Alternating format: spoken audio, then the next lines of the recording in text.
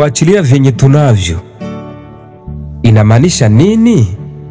Inamaanisha kutoa shida zilizo ndani ya watu yote duniani: ugomvi, umaskini, matatizo, na uwezo ya kutosha wagonjwa, wafungwa, na ufahamu wa kuachililia ujamii, na ufahamu wa kutosha vibaya vilivyo ndani ya dunia. Kugeuza ufahamu ya maono yetu na vitu.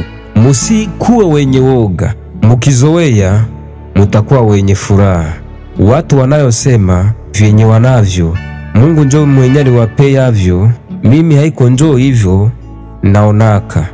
Mungu anafanya wamoja kuwa watajiri na wengine wa maskini. Anawezi penda wamoja, anawabagua wengine. Tuachilie vyenye tunavyo, sisi wote tuwe watajiri. Mwenye kupenda enda kazini, na mwenye kutokupenda kazi akipenda aache. Tukibadilisha dunia, kila mtu atafahamu kama alitendaka mazuri ama mabaya.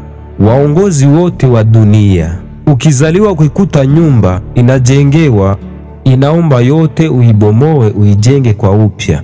Na dunia ili iwe paradiso, itaomba kubomoa dunia yote nzima, uijenga upya. Na uongozi yote ya dunia.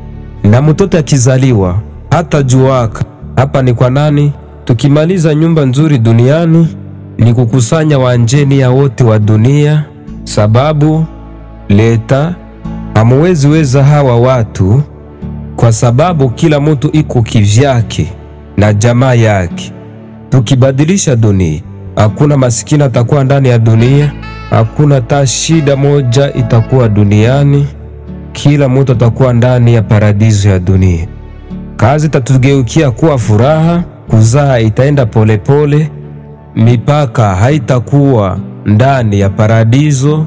Watu yote ndani ya hiyo dunia watakuwa na maisha mazuri. Hivi vyote nataka waambia, kama muitike, sitabadilisha dunia kuwa paradiso.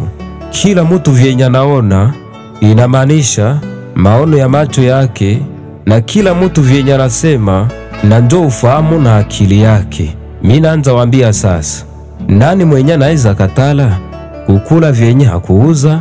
Nani mwenye haezi penda kuishi ndani ya nyumba ya bure? Nani mwenye haezi itika kwenda mahali yenye anapenda kwa bure? Nani mwenye anaweza kataa kuvaa kwa bure? Nani mwenye anaweza katala kutembelea gari, pikipiki, gari ya moshi, ndege yenye hakuuzaka? Nani mwenye haezi tumika kwa bure? Nani mwenye haezi penda pate muke kwa bure? Nani mwenye haezi penda apate mwanaume kwa bure? Ikiwa waongozi, population, vitoke, tujenge vitu vilivyo kwa usafi na usalama. Watu wote, iwe kwa uongozi, kwa population na raia, munisikie, nataka badilisha dunia. Shida na matatizo vitoke, mutoshe vile vya makuta. Kwa shida zinafikia kwa watu yote wa dunia, ni kwa sababu kila mtu iko na kwake na vyake.